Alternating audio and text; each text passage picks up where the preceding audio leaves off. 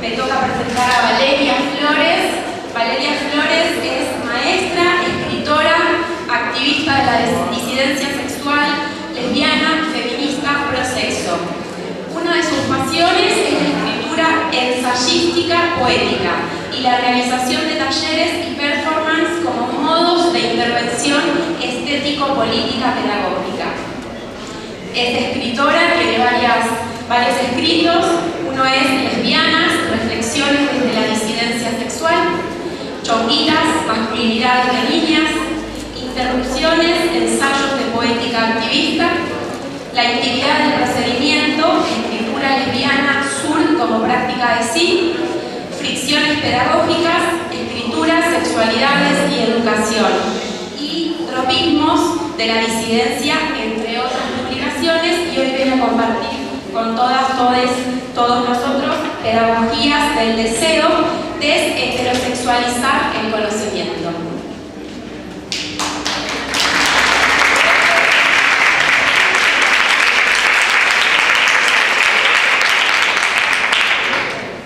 Bueno, buen día a todas, todos, todes. En primer lugar, bueno, agradecer la invitación. Una invitación que a mí me resulta un poco complicada e incómoda. Ya les voy a contar por qué. Y escribí un texto para mí porque la práctica de escritura es una práctica poética y una práctica política. Y trabajar con las palabras es trabajar en cómo se organiza o desorganiza el poder. Así que, nada, la propuesta es leerles el texto y después habilitar el espacio de preguntas.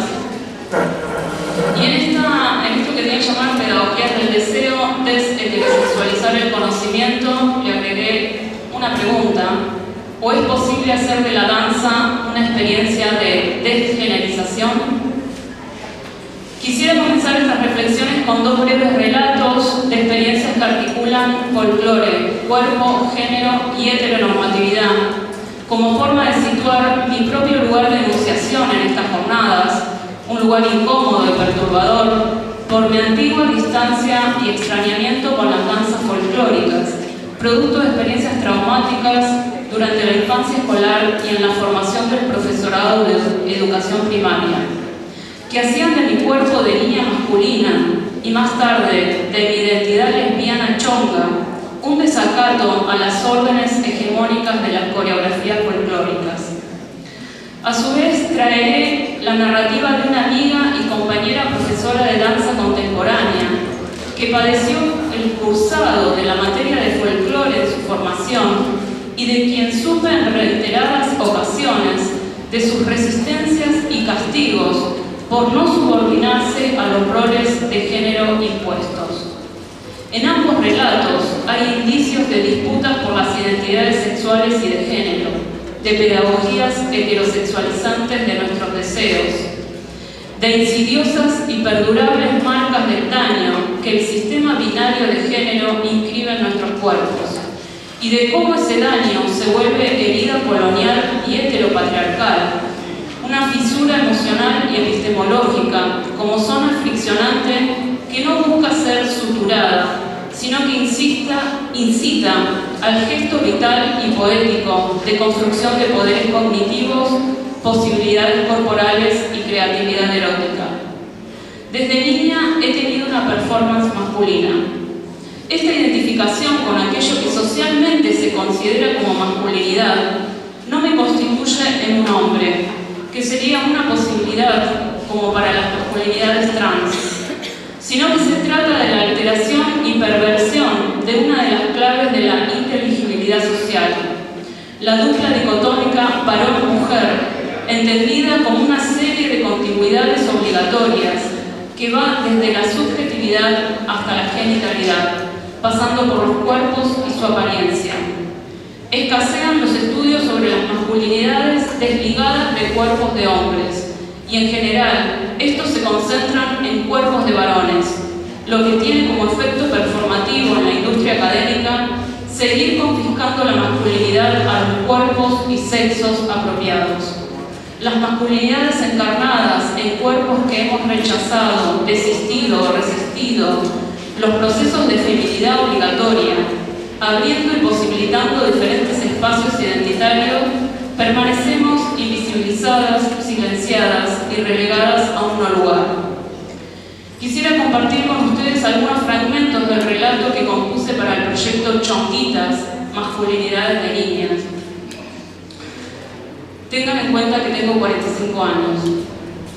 Querer un arco y flecha, disparar pistolas de cebitas, pintarme bigotes, anudar la corbata, comprar autitos de colección, pelear con los puños, guardar anzuelos, bollitas y cañas de pescar, venerar héroes y heroínas de TV, jugar al fútbol de calle y de potrero, escalar el paredón y saltar, entrar furtiva al galpón de la petrolera y brincar entre las pilas de bolsas de arena, reptar en el camarote del tren, trepar la higuera, practicar tenis, entrenar, competir y viajar sola, lanzar la jabalina, odiar pelota al cesto, tener un novio a los 5 y permutar unos besos en la boca por su Playmobil, hojear las revistas Nippur, Beltrán y D'Artagnan, con alguna porno de papá secreteada entre el amontonamiento, dominar el espacio, aborrecer vestidos, polleras y cancanes, usar las pocas muñecas solo para distraer a la estilista de tijera lunada, ligar por azar 3 primos y 3 hermanos, disfrutar de escasas nenas para la diversión, amar el aire libre, la fuerza y el sudor, acumular raspones y cicatrices. Yo, niña aparente, así destella en jirones, retazos y fragmentos mi niñez chonguita, una memoria iluminada por la intensidad y el deseo, astillada por las sombras de la extrañeza.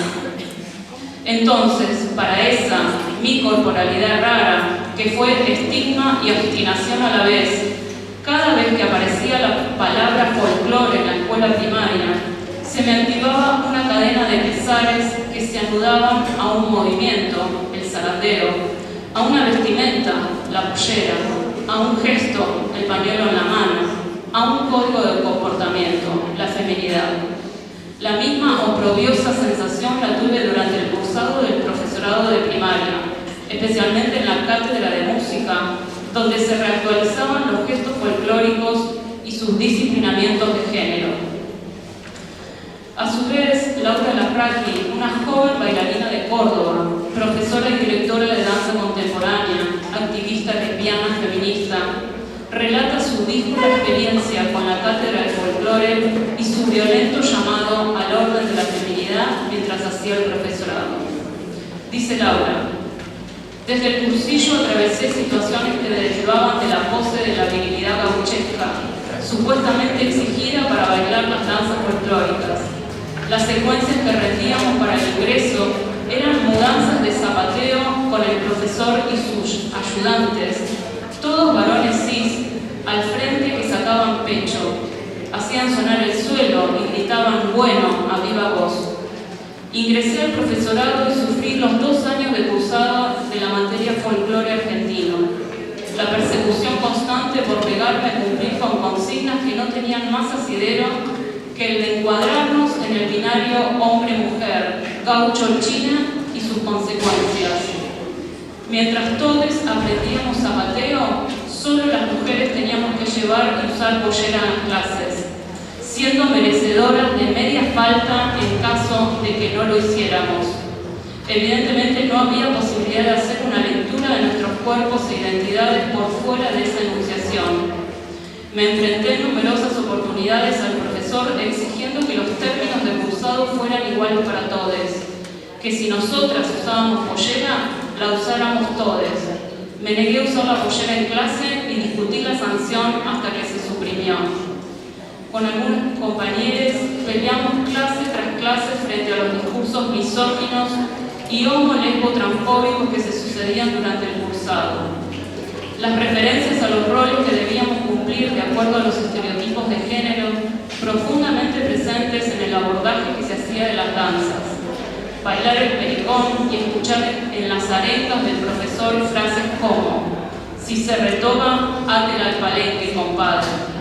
Estudiamos manuales de memoria escritos desde una visión europea, colonizadora, donde todo origen de nuestras danzas era el salón y la oligarquía, borrando las bases negras, indias, mestizas que nuestras danzas tienen. Hasta ahí el relato de Laura. ¿Qué desafíos sobre las penumbras epistemológicas, las pedagogías del deterioro corporal y la performatividad de las danzas, tradicionales o no, como productora de identidades normalizadas, nos proponen pensar estas experiencias de la herida? Podríamos encontrar imágenes escolares para que las danzas tradicionales sean una aventura para explorar otras experiencias menos normativas acerca del género. ¿Qué imaginarios pedagógicos precisamos extrañar o torcer para reconocer que las danzas tradicionales involucran nuestras sexualidades y géneros como asuntos políticos que estructuran el conocimiento escolar? Puede formar parte de nuestro horizonte pedagógico de lo deseable un futuro no binario o degenerizado para los practicantes de estas danzas. ¿Qué preguntas incómodas, atrevidas y arriesgadas estamos dispuestos y dispuestas a hacernos como educadores? Podemos pensar que las imposibilidades de imaginar otros cuerpos y deseos no estructurados por la heteronormatividad constituyen formas de violencia epistémica y corporal. Si la acción educativa es una experiencia estética, ¿qué orden de visibilidades corporales producimos con nuestras metodologías áuricas?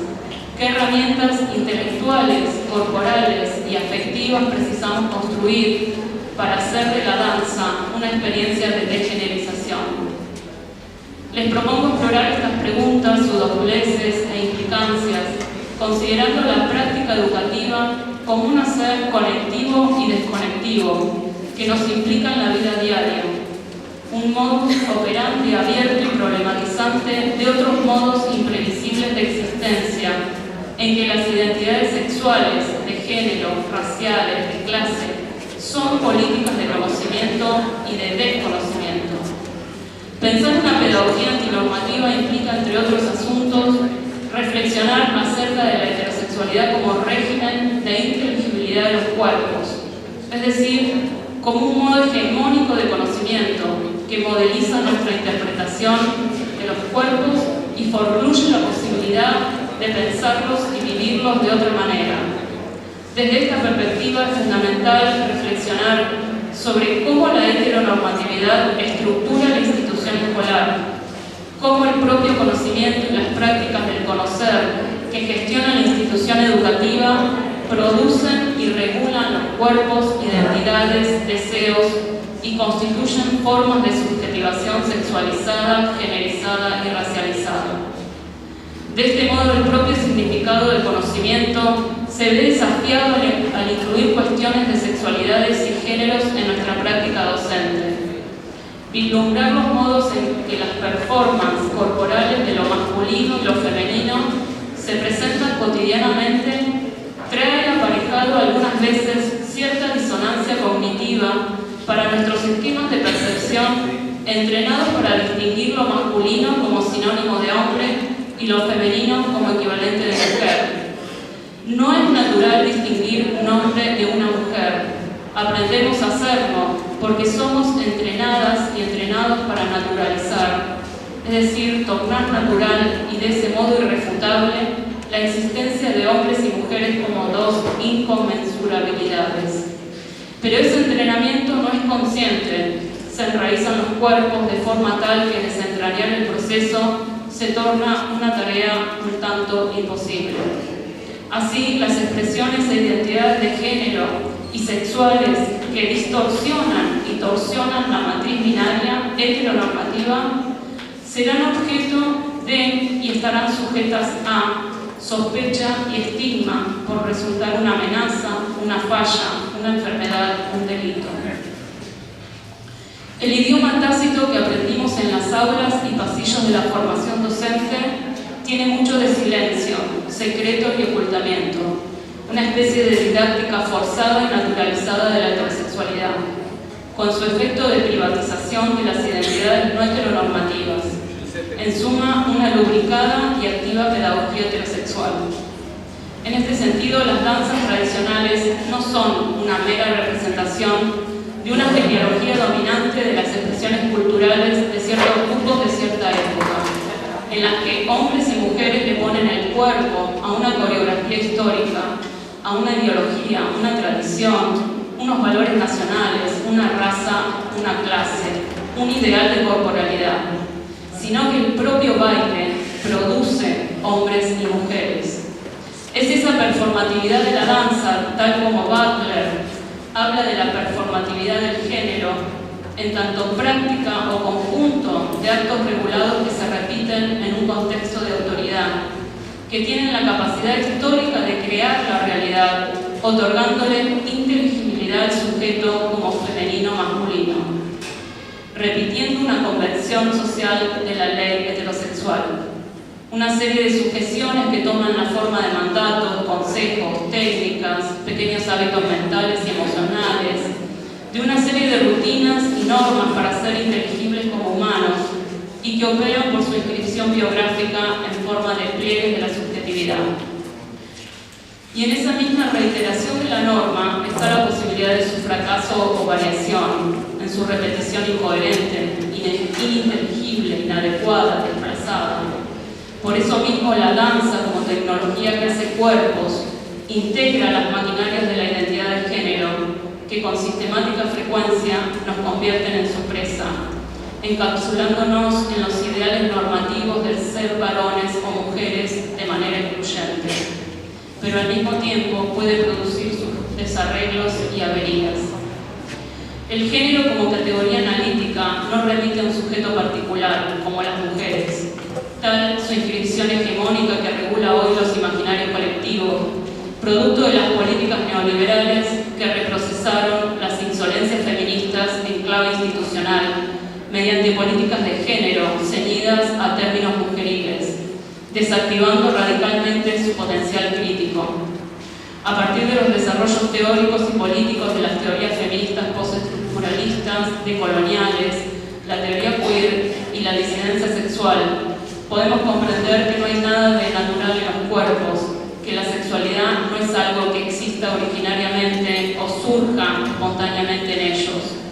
Por el contrario, el género es una forma histórica y cultural de gestionar los cuerpos, sostenido sobre la heteronormatividad, una tecnología que produce cuerpos sexuados a partir de un ideal binario, estableciendo correspondencias entre pene, vagina, varón, mujer, masculino, femenino, que convierte ciertos deseos y formas de habitar y transitar la corporalidad en ilegítimas, inmorales o patológicas. De este modo estamos alfabetizados y alfabetizadas en las formas hegemónicas de las tecnologías del género y las sexualidades, a partir de las cuales nuestros sistemas perceptivos, cognitivos y afectivos practican la lectura y la escritura de los cuerpos en términos de naturaleza. Así, la danza no solo responde a un régimen de representación, sino también de producción, porque constituye un modo de ordenar el mundo, de organizar los movimientos, de administrar las palabras, de localizar los cuerpos, sus usos, estilos y placeres, en una sintaxis del gobierno corporal. Tiene un rol primordial en la configuración o desconfiguración de los géneros, al naturalizar y promover los ideales normativos de feminidad y masculinidad, esos modos correctos de ser varón y mujer, en intersección con los ideales de ciudadanía blanca, heterosexual y burguesa, que silencian a las identidades sexuales y de género no heteronormativas, ya sea por omisión y tachadura, o por su registro cautivo en estereotipos normalizados y respetables, que despojan a esas identidades de su fuerza perturbadora. Una pedagogía antinormativa se ocupa de los modos en que la educación organiza el conocimiento de los cuerpos y los cuerpos del conocimiento, de las economías públicas de afección y representación, y por diseccionar una cotidianidad organizada por la violencia, la exclusión, la medicalización, la criminalización y el borramiento de lesbianas, maricas, travestis, trans, negros, negras, migrantes, personas con discapacidad, entre muchos otros. Así, no solo se preocupa por el reconocimiento de identidades no heteronormativas en las instituciones educativas, sino que interroga la geografía conceptual de la normalización, trabajando con los residuos de lo conocido, con esas formas de conocimiento que fueron clausuradas para poder estructurar nuestras certezas epistemológicas que nos impiden pensar ordenamientos y deseos alternativos. La heteronormatividad es una forma de conocimiento y también un modo de organizar la ignorancia. Desconocer las vidas de lesbianas, gays, travestis, transexuales, bisexuales e intersex no es una falta de información, es un modo normativo aprendido de interpretar los cuerpos y establecer la distinción entre aquellos que son legítimos y vivibles y los que son destinados a lo propio, lo reprensible y lo invivible. Todo conocimiento y toda ignorancia suponen una forma de violencia, una de las más difíciles de reconocer, la que hace del otro una vida despreciable o inexistente. La heteronormatividad es una política del saber que provoca y administra heridas, gestiona los modos de decir y la visibilidad pública de los cuerpos, pero desde una reapropiación subversiva de ciertas operaciones pedagógicas y términos políticos, tenemos la capacidad de herir el lenguaje, de producir otras narrativas, otras ficciones, otros bailes para dañar la maquinaria del odio, el aniquilamiento y su economía del movimiento. Desheterosexualizar el conocimiento no solo es un trabajo teórico, es una tarea micropolítica de implicación sensorio-perceptiva al interferir y desarmar esas políticas del saber que nos hieren, una tentativa por desaprender las formas heterosexualizadas de pensar y sentir, entendiendo la normalidad como un problema histórico que se instituye como cotidianidad de nuestros cuerpos y vida. Nos incita a propiciar poéticas del cuerpo, menos sujetas a las ficciones naturalizadas de la matriz colonial del género y la sexualidad, abriéndonos a la singularidad de los cuerpos travestis, trans, lesbianas chontas, mujeres heterosexuales penetradoras de varones, drag, tortilleras que no son mujeres, bisexuales que rechazan ser madres, varones que abortan, cuerpos intersex, genderqueer y una multiplicidad de formas de vivir el cuerpo que desbordan las categorías de varón y mujer y que habitan las masculinidades y feminidades sin atarse a la genitalidad, a la conyugalidad ni a la monogamia. Su tarea crítica es tan capilar que se lleva en la sangre de nuestros pensamientos, en la afección de nuestra semiótica perceptiva, porque como procedimiento estético y político, desheterosexualizar el saber implica desorganizar las microdictaduras cotidianas que masacran nuestros cuerpos. Por eso mismo, no se trata de una educación no homofóbica, porque el término homofobia raramente se aventura en críticas políticas acerca de cómo la normalidad se produce y se sexualiza como heterosexualidad. Es decir, la manera en que el sexo se inserta en la normalidad y cómo la normalidad se inserta en el sexo no es un área a la que se tenga acceso con el término homofobia, porque este se refiere más a la corrección de una actitud individual. Por el contrario, el término heteronormatividad apunta a la manera en que la producción del extraño va estrechamente ligada a la posibilidad de normalidad, cuyas fórmulas de compasión, integración, tolerancia, respeto y simpatía construyen sensibilidades atraídas por la victimización y el paternalismo, componiendo relatos que delimitan y circunscriben los territorios vitales de la imaginación y creatividad pedagógica.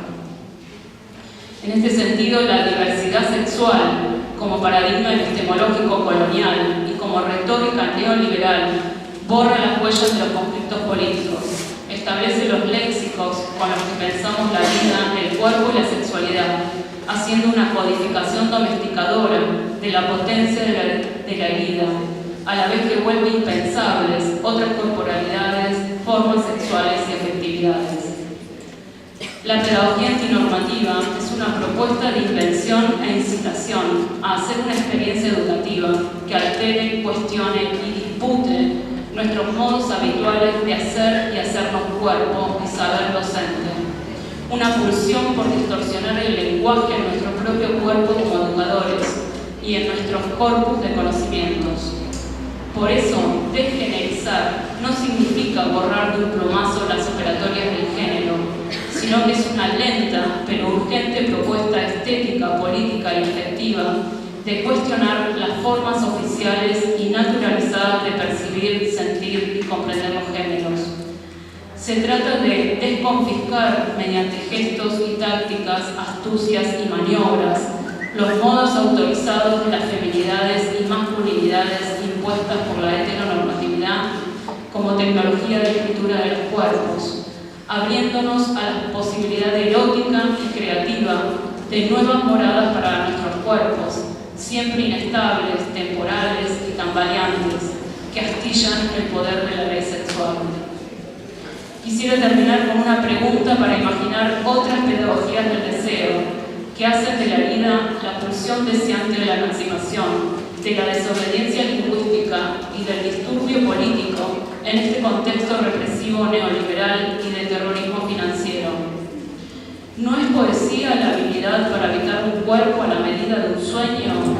No un sueño como promesa de obediencia, sino un sueño soñado con cada fibra de nuestros deseos. Gracias.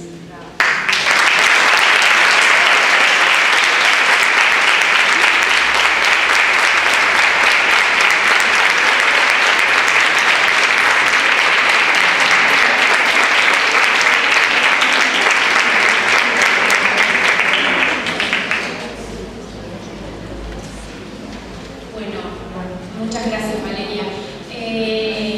Por ahí está bueno abrir la palabra a partir de lo que nos compartió Valeria. Si alguien quiere hacer alguna pregunta, un comentario.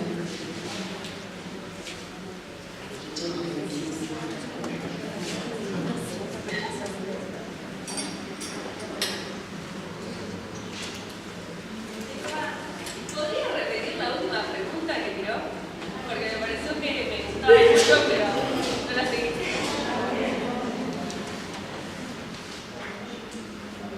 Última pregunta. Sí. ¿No es poesía la habilidad para habitar un cuerpo a la medida de un sueño? No un sueño como promesa de obediencia, sino un sueño soñado con cada fibra de nuestros deseos.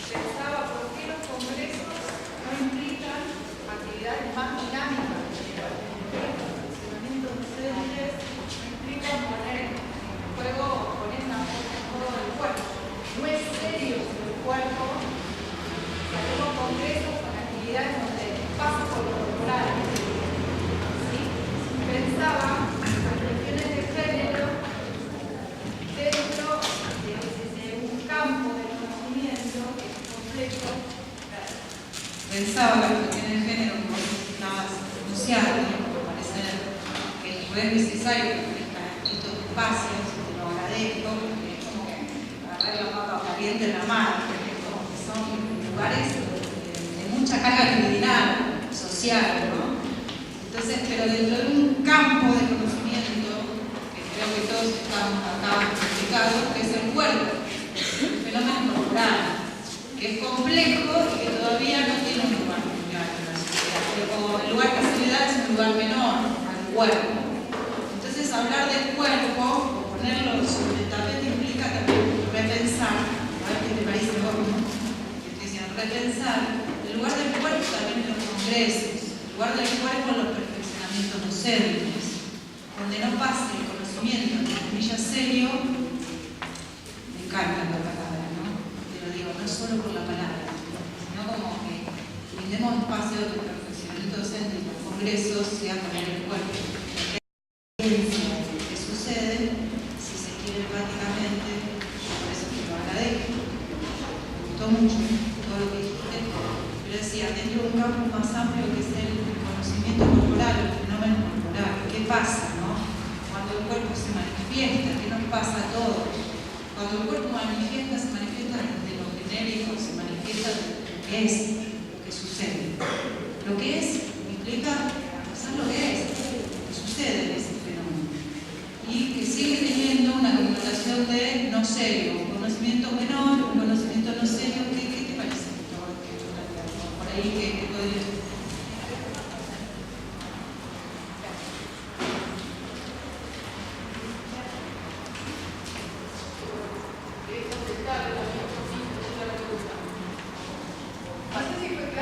Sí, fue clara la pregunta. Igual, digamos, tal vez sería interesante pensar que las cuestiones de género atraviesan todos los campos de conocimiento. La heteronormatividad estructura los campos de conocimiento. Fue un poco el planteo.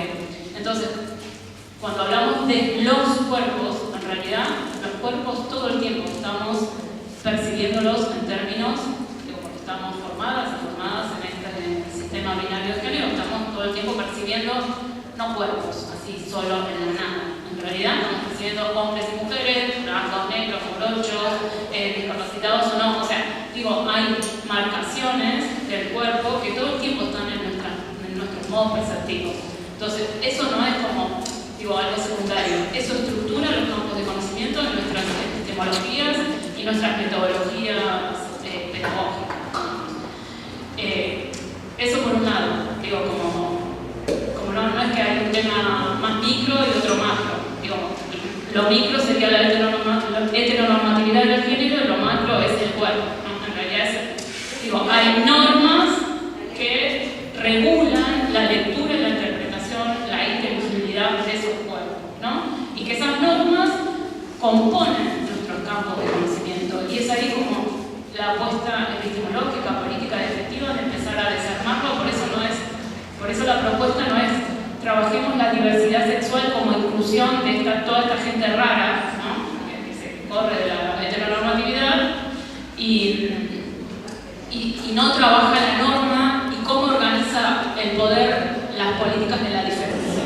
Por eso la idea es pensar una desheterosexualización del conocimiento y de la práctica educativa y de la cultura institucional. Respecto de los modos en que los cuerpos se organizan también en nuestra formación y en los eventos académicos, particularmente yo cada vez me resisto más a este lugar, ¿no? Porque es un lugar cómodo porque responde a ciertos guiones que ya tenemos instalados de que hay alguien que viene con su verdad acá, dice un discurso y la gente escucha, se conmueve, no se conmueve, presta atención, no presta atención, qué sé yo. Y hay otras modalidades de espacios colectivos, de construcción de conocimiento, donde el cuerpo se involucra y donde las posibilidades de afectación entre los cuerpos son muy distintas. Comparto eso de que podríamos pensar otros dispositivos pedagógicos, porque son los propios dispositivos los que construyen conocimiento, ¿no? Entonces, los modos en que el cuerpo, en cómo se organiza el cuerpo en esos dispositivos, organizar el cuerpo, los cuerpos, significa ver cómo circula la palabra, cómo se organizan los silencios, cómo se organiza el tiempo, cómo se organiza el espacio, y en esto, cómo intervienen los comportamientos o las expectativas respecto de lo masculino, lo femenino, la heterosexualidad. Bueno, hay todo un montón de elementos a tener en cuenta para que en ese espacio donde pasan ciertas cosas, si una introduce pequeñas variaciones, pasan otras cosas. Otra cosa. Sin embargo, tu forma de presentarlo fue muy poética, me hizo viajar y digamos, como docente soy también de una generación que trabajo siempre lo masculino, lo femenino, y en la práctica docente todo el tiempo trato de construir, soy profe de teatro, y me hiciste viajar y imaginar, digamos. Si bien hoy lo ponemos desde otro lugar, me parece que fue una forma muy poética que Y lo único que le agregaría, desde mi perspectiva, es la implicancia demoledora que tuvo la Iglesia en eso que vos estabas diciendo, digamos, y que aún hoy todavía no deja ejemplo de una ley más allá del contexto del aborto aprobado. Yo digo, me parecía una muerte.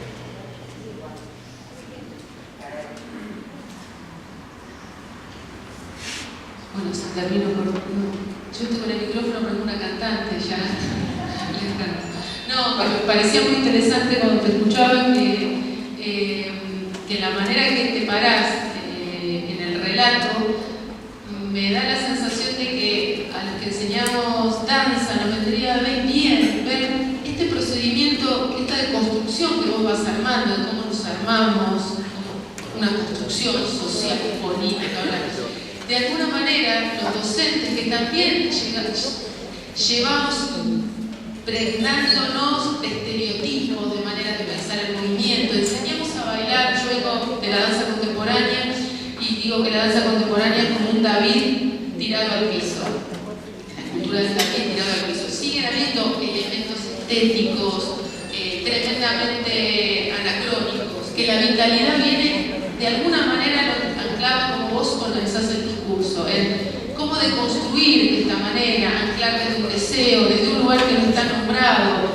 Y mi sensación cuando vos nombrás de que no hay una manera, sino hay varias, cómo enseñar danza, digo, estaría re bueno reunirse con vos, poner y pensar en la manera que organizás el discurso, también pensar cómo organizamos nosotros el discurso para enseñar a bailar, el rol de la mujer, del hombre, de vaciar contenidos porque no nos mezclamos. Porque como vos decís, incluir a alguien como el rarito en la danza, sí, habiendo un doble discurso, ¿no? De cómo nos incorporamos con la danza del otro. Digo, está muy cerquita, pero a la vez podría ser un nutriente escucharte a vos pedagógicamente cómo pensar. Sí, no nos vas a enseñar a bailar, es algo que buscamos, sí, pero veía que estaba muy bueno como estrategia pedagógica, tu manera de pensar para enseñar a bailar. Eso una. Dos, cuando ella plantea defender el cuerpo, nosotros en Bahía Blanca hicimos una experiencia donde se hablaban de algunas cuestiones de género y nos paramos todos enfrente en fila en una parte y había un juego como una intervención donde la pregunta era pónganse en orden quiénes son los más blancos y quiénes los más negros, quién es el más petizo, quién es más alto, quién es más rico, quién es más pobre. Y era muy divertido y complejo ver como si después de que ella dijera esta reflexión se plasmara una cuestión corporal. Yo pensaba eso, ¿qué pasa? Esto mismo, no digo que se simplifica tanto, pero pensábamos que estas charlas podían ser por momentos puestas en otro lugar, con cierta ambigüedad, donde la palabra se empezaba a jugar de otra manera. Esas dos cosas.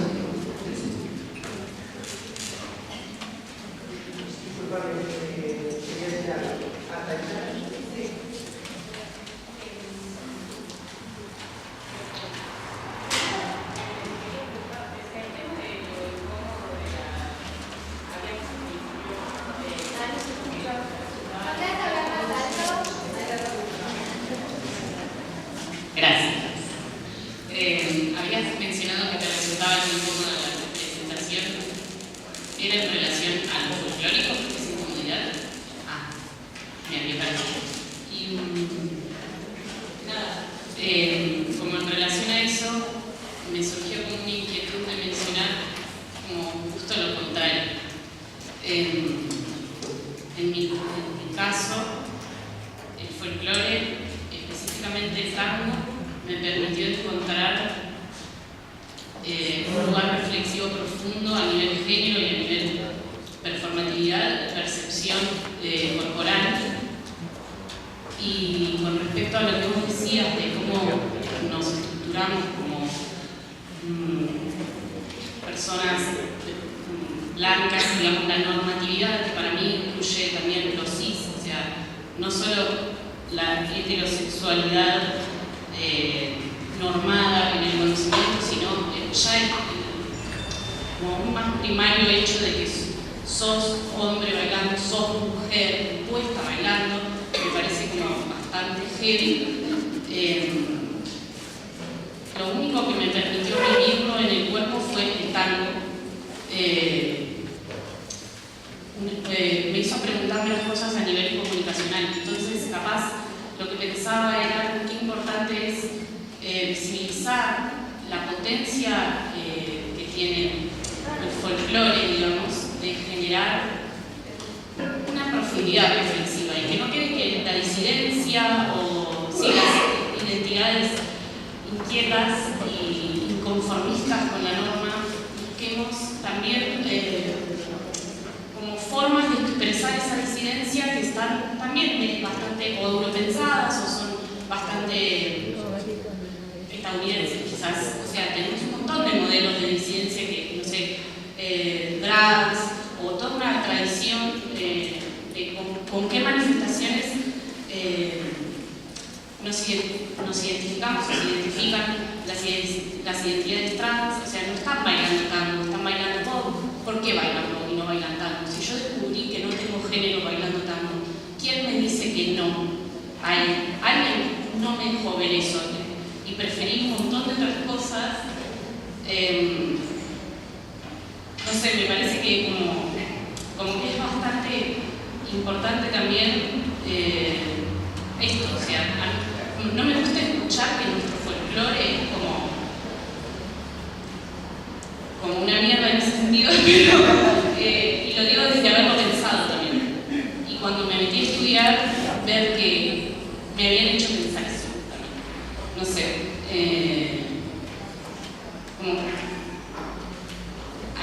siento que hay una gran potencia y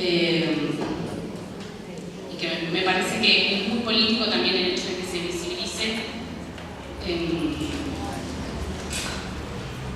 cómo podemos decidir sobre nuestras performatividades a través de lo folclórico, en este caso el tango.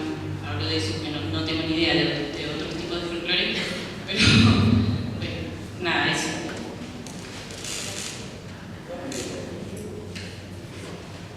Por ahí, sí, hacer como antes de que intervengas, retomar algunas de las cosas que se dijeron.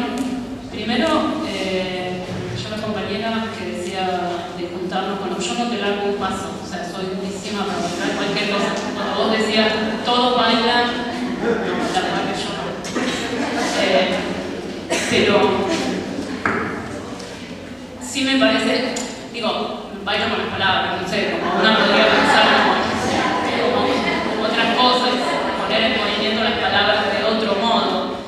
Y respecto de, justamente, en esto de poner en movimiento las palabras de otro modo, es como recuperar la vocación poética del lenguaje, que, digo, en las instituciones educativas el lenguaje está totalmente instrumentalizado, siempre es un medio para, y en realidad eso lo que hace es despolitizar nuestras palabras, llenarnos de tecnicismos, perder como posibilidades de pensar justamente otras ficciones, otros imaginarios, que a eso me refiero con poético, no poético de escribir poesía, sino empezar a introducir y a contaminar el lenguaje pedagógico con otro lenguaje artístico de otras disciplinas, y tener una promiscuidad mucho más creativa y erótica. Y en esto de las experiencias respecto de otras metodologías que preguntaba la compañera, a mí me invitaron, justamente Claudia Raki, esta bailarina que comentaba cuando estaba cursando su profesorado de ayudante de la Cátedra de Filosofía de la Escuela de Danza de Córdoba, me invitó a hacer alguna experiencia dentro de la cátedra, y yo lo que les decía era, la verdad que no tengo ganas ni de ir a dar una charla, ni una conferencia, ni nada, ya que ustedes trabajan con el cuerpo, literalmente. Digo, la propuesta fue hacer una performance ayer, entonces yo iteré, digo, como vengo explorando este último tiempo la posibilidad de hacer performance como forma de intervención política y pedagógica, ¿no? O sacarla de que la performance performance es en la calle o en el museo, sino que la performance puede habitar otros lugares como modos de afectación también entre los cuerpos. Digo que hay como herramientas para pensar como otros dispositivos. Y respecto de tu intervención, no es que el planteo era, bueno, el folclore es una mierda, entonces bailemos otra cosa, como digo, como el folclore como tecnología que hace cuerpos, ¿sí? Y que no es que los géneros se borran porque a vos te dicen, bueno, el tango no tiene género, vamos, que sí tiene género, o sea, como y tiene que se puedan hacer, justamente la pregunta es, ¿puede ser la danza una experiencia de degenerización, o sea, de intervención, de esos modos en que nos construyen como hombres y mujeres? Digo, la danza, digo, no es por eso una forma de representación, sino es una forma de producción de cuerpos. Entonces, como, bueno, seguramente quienes son apasionados por el folclore y el tango y que tienen estas preocupaciones y que piensan esas disciplinas, digo, hay modos de intervención para que entre los cuerpos se puedan pensar otras cosas. Digo, que no es que el planteo era el folclore es una mierda, pero sí que van teniendo, van dejando huellas en el cuerpo, ¿no? De manera hegemónica, bueno, de manera mucho más problematizada, pero digo, no hay un modelo de disidencia que entonces todos tenemos que bailar o hacer perreo como que es lo más, y somos residentes, sino, digo, la disidencia es una operatoria política y puede estar como en cualquier lugar, en la medida que vos intervenís un orden establecido de las cosas, de los cuerpos y de los efectos.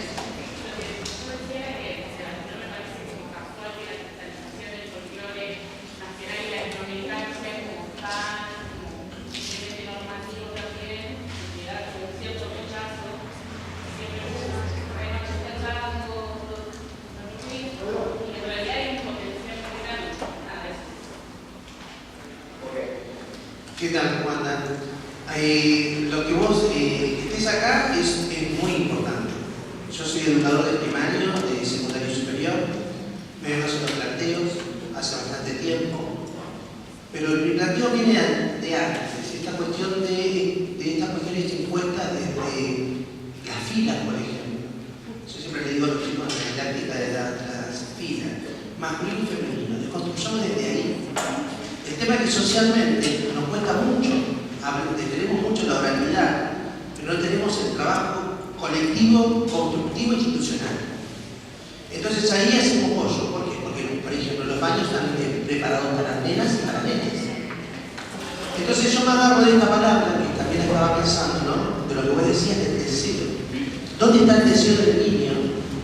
Está en su construcción de la vida y de lo que elige. Yo estoy haciendo un trabajo en la Escuela 78 hace bastante tiempo de investigación. La investigación la hago yo, y apoyada por algunos docentes. Esta cuestión de cuando uno trabaja en deseo, puede decir, bueno, a ver, trabajamos en dúo. Yo soy profesor de danza folclórica y corporal.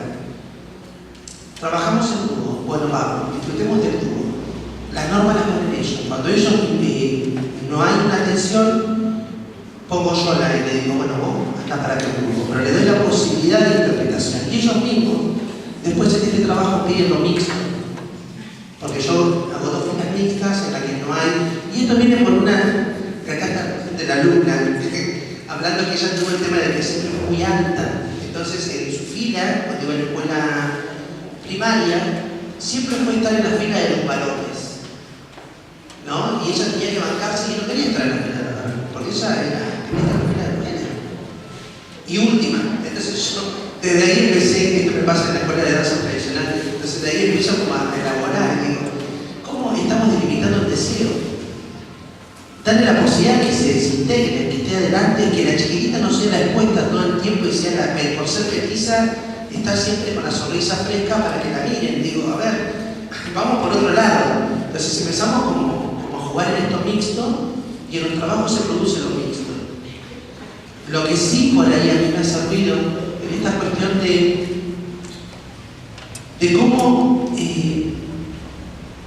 plantarnos en esta discusión de Sí existe la homosexualidad, existen todos los géneros, yo comparto y convivo con todo, pero yo me agarro más al deseo de permitirnos compartir con el otro. Y el chico, en su construcción, lo trabaja con tanta libertad, ¿está? Que lo que a nosotros nos pesa. Lo que pasa es que como educadores tenemos que empezar a deconstruirnos nosotros. ¿En qué nos sucede? Yo fui alumno en la escuela folclórica y cuando íbamos a zapateo me decían zapatea como hombre, y a mí la verdad que el zapateo me gustaba, pero soy más creativo para generar movimiento, no para ser humanamente. Entonces la padecí también. Así que te agradezco mucho el tiempo, me parece fantástico que exista esta posibilidad y que haya más unión para poder trabajar y pensar exclusivamente en los niños. Porque el niño padece esta cuestión de dónde, qué hace, ¿me entendés? Lo sufre porque no tiene con quién hablar. Si de repente quiere estar con las niñas o con los nenes. Es un ser, pensar en eso. Gracias.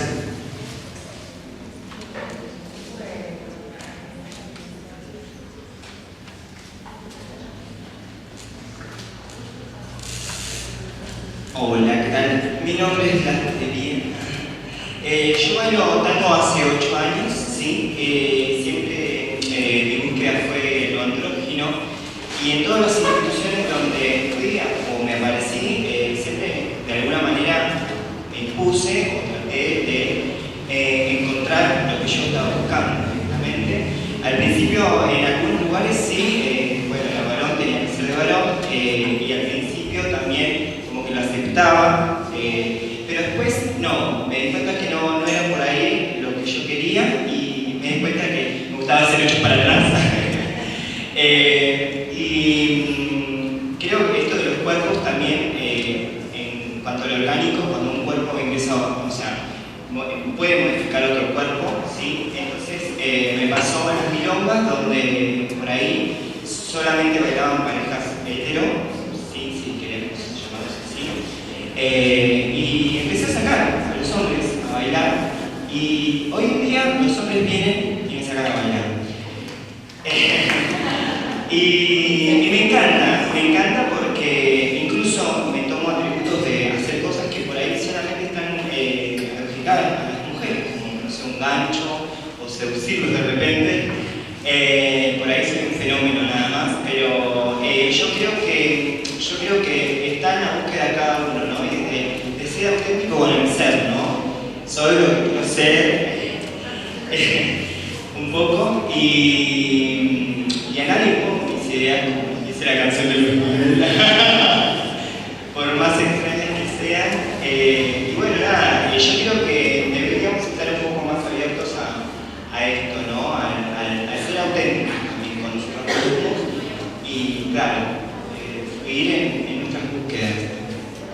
Si nos seguimos encasillando en conceptos, en cosas que por ahí no tienen nada que ver con nosotros, nos aleja de lo que auténticamente somos, que somos seres humanos todos, nada más.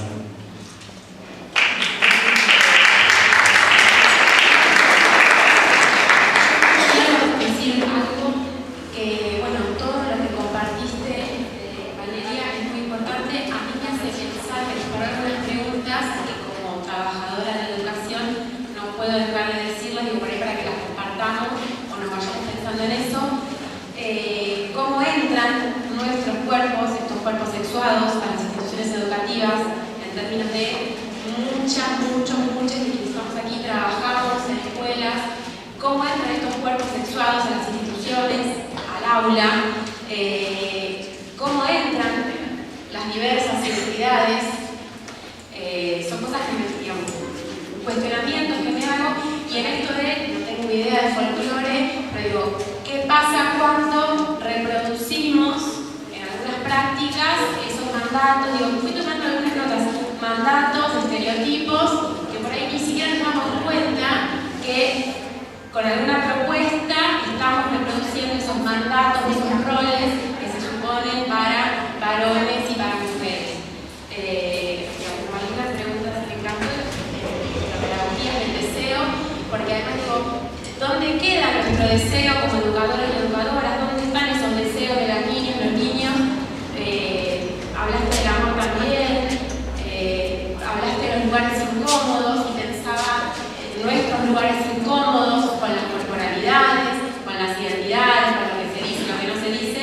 Y también, bueno, me resonó la palabra daño, que también podemos hacer mucho daño, digo, en términos de las prácticas pedagógicas, cuando sostenemos algunas prácticas y no nos pensamos en lo que se aguille, no nos deconstruimos nuestras propias prácticas.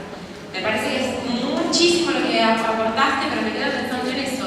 ¿Cómo entran nuestros cuerpos? Yo entiendo el cuerpo, todo, el tangible de las ideas, el lenguaje, esos cuerpos, ¿cómo entran las instituciones?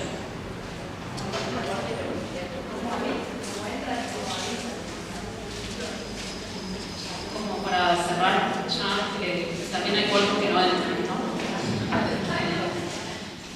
Que no entran justamente por estas normas que gobiernan, normas sexuales y de género que gobiernan las instituciones. Y en este sentido, como prestar atención, me parece, a el deseo no es natural, ¿sí? Porque, todo sistema, para poder mantenerse, el sistema dominante, no se mantiene por cuestiones represivas, sino que produce un deseo de normalidad. Entonces, la apelación al deseo no es la apelación a una naturalización del deseo, sino, repensar qué es lo que queremos, qué es lo que podemos hacer contra esas normas dominantes. Y prestar atención a como ciertos discursos de que esto de, está en cada uno, ¿sí? Como el ser auténtico, la cuestión del ser, somos todos seres humanos, que muchas veces esos discursos terminan por borrar las relaciones de poder, ¿sí? Terminan siendo discursos muy atados a retóricas neoliberales, un poco como la diversidad sexual, somos todos diversos. No somos todos diversos. Y la diversidad, es un término que termina por borrar identidades, ¿sí? Por ocultar las relaciones de poder, por despolitizar cómo se traman las diferencias en términos de desigualdad. Entonces, como prestemos atención a nuestros vocabularios pedagógicos y políticos para construir discurso y para construir corporalidades. Porque se nos van colando como estos discursos como muy universales, no somos todos seres humanos. Porque si no, no estaríamos hablando de violencias, expulsiones, desigualdades, como un llamado a atender a nuestros propios lenguajes.